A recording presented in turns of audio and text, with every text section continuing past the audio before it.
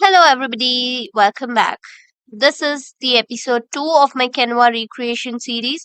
So, without any further ado, let's get the ball rolling.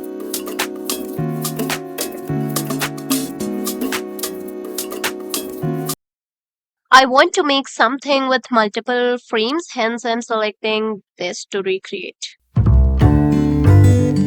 I'm gonna commence with the background first. So heading to elements and typing here as window shadow and then selecting this. Adjust it to the background, download it and upload it in the upload section. After this, I'm proceeding to the new canvas for the actual design. So first things first, the background color. Next, I'm adding the previously downloaded shadow design and reducing its transparency to 30%. Following it with a rounded square, adjusting it, and then confirming its corner rounding. Subsequently, color it with a shade of gray. Afterwards, under Elements section, type Frames and add a square frame.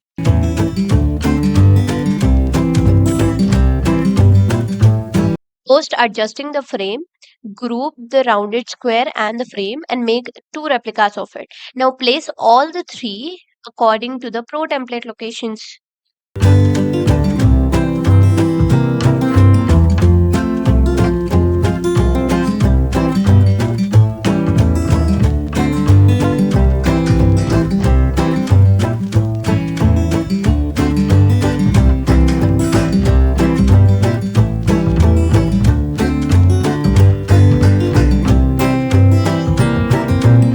Let's head to the text and select add a heading. Here I'm going to type new in the shop and then go to the font and select Oranian Bomb as my font style. Next, set the font size to 96. Then moving to spacing, here I'm going to type -40 for letter spacing and 1 for line spacing. And the text color code is mentioned on the screen. Go to add a subheading and type sneak peek at a new template. So the font size for this will be 29 and font style is TT norms. Next, the color code is same as that of previous ones. Next, set the letter spacing to -20 and line spacing to 1. Next, I'm gonna type eyes and select these. Yeah, this one. Next, adjust its size. Place next to sneak peek. Group them and center it out.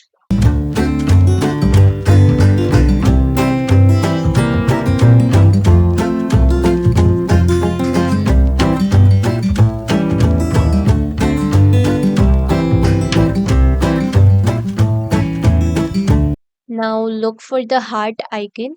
So select one of them and place it to the lower left end of each frame. So the color code for this will be B87A7A.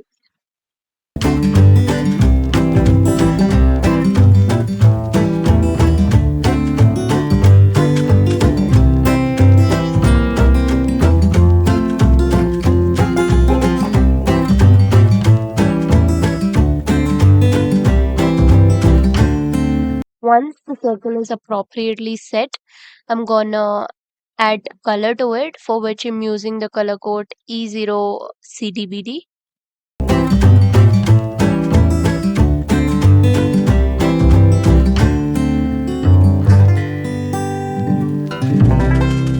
Now watch out the next steps clearly.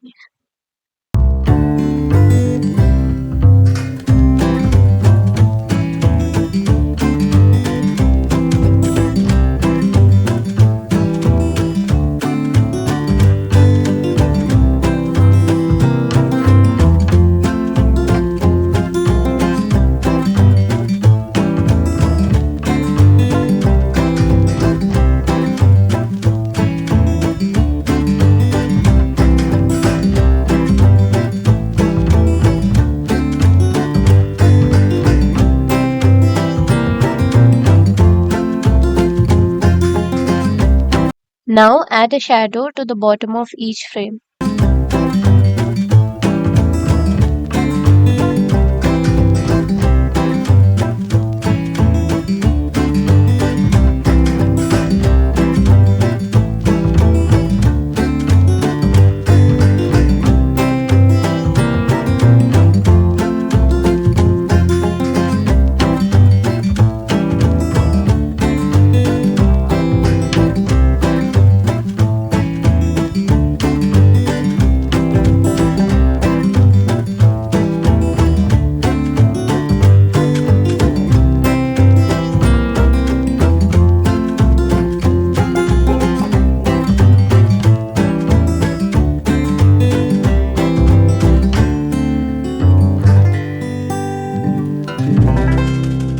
Finally, add images and lines to the top and bottom of the frame.